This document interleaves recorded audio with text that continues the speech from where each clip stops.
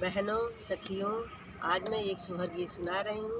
आपको जैसा लगे, हम ननद भाभी हैं दोनों लोग। ये हमारी ननद है छोटी और मैं इनकी भाभी हूँ। जैसा लगे कमेंट में जरूर दें। एक सोहर गीत का धन्यवाद।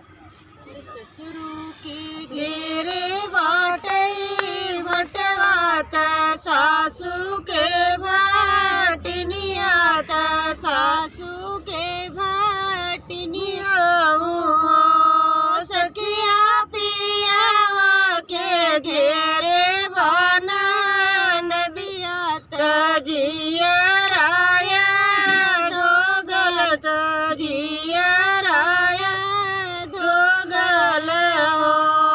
ससुर लुटाई दे अपने घोड़वा सासू रंग चुनरी, सासू रंग चुनरी हो।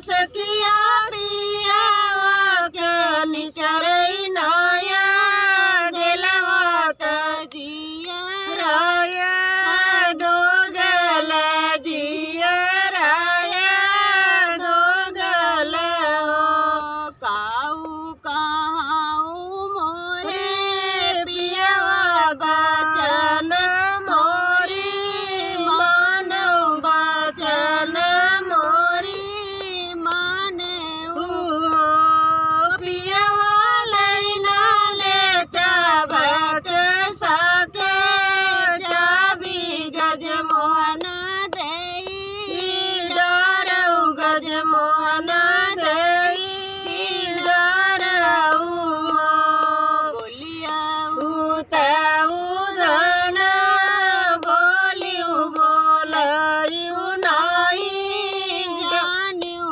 बोलायु नहीं जानियो धन रोज रोज बेटवा गज मोहन कहाँ बहु बई गज मोहन कहाँ पौबा बई हो